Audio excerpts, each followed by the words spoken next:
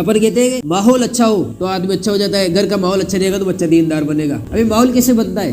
ये माहौल बनता है आदमी के रिएक्शन से, यानी आदमी को गुस्सा सबको आता है। अब करना कुछ भी नहीं है, जो गुस्सा आता है उसके मकामात चेंज करने, क्या कि मुझे जो मेरा गुस्सा है इसको, मेरे गुस्से को मुझे अल्लाह के रसूल की मर्जी के ताबे करना है। यानी मैं अपने घर में देखूं, पूरे गांव को तो अपन कंट्रोल नहीं कर सकते, मैं अपने घर में देखूं कि कोई काम आप अलैहिस्सलाम की शरीयत के खिलाफ हो रहा है तो मुझे फौरन गुस्सा जाना चाहिए। और मैं देखूं कभी कोई बच्चे ने कोई गलत मतलब कोई गाड़ी तोड़ दिया, कभी स्कूल नहीं गया, जो दुनिया के काम है उसमें मुझे दरगुजर से काम लेना चाहिए।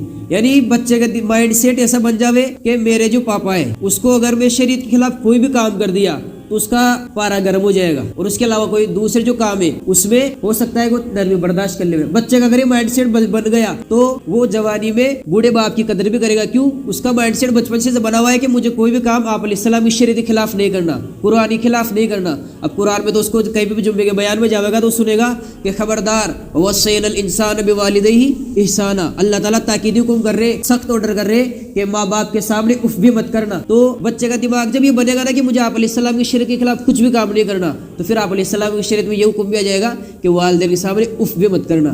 और अगर अभी तो ये नहीं कर रहे, बच्चे को थिएटर बिठा दिया और मारवाड़ी गाना चला गए और खुश हो रहे, ओ हो दे मार छोरू एक ठेठ बड़ू ले रहा तक थिएटर न ले रहा गयो और कोई न पूछे भी होने, और खुद ही ब्रेक लगा दे हो जाए और खुद ही नाम ट्रॉली जोड़ दे हो जाए। अभी इस बात में खुश हो रहे, फिर वो जवान होगा बच्चा कल को, और कल को क्या नाम है उसकी ख्वाहिशात गाने से साइड से बाहर से अपन कुछ समझ सकते, बताने की जरूरत नहीं है अंदर कैसे जज्बात पैदा होते, जीना के जज्बात पैदा होते गानों से। अब वो आदमी जवानी है उसकी फुल खुद का पैसा कमा रहा है और वो बूढ़े बाप की कदर क्यों करेगा? फिर अपन चाहे कि वहाँ पे अपन डायरेक्ट आप साहब पाल ले जावे, आप साहब उसको कुरान की आयत सुनावे और उसके असर कर जावे, एक दिन में असर नहीं करने वाली। जिस तरह पौधे को शुरू से परवान चढ़ाना पड़ता है, इसी तरह बच्चे को भी अगर अपन को चाहना है, ये जो औलाद है अपनी ये बुढ़ापे की खेती है, वरना औलाद क्यों पालता है आदमी? औलाद करे नहीं, औलाद इसी वजह से करते हैं ताकि ये बुढ़ापे का सहारा बन जावे।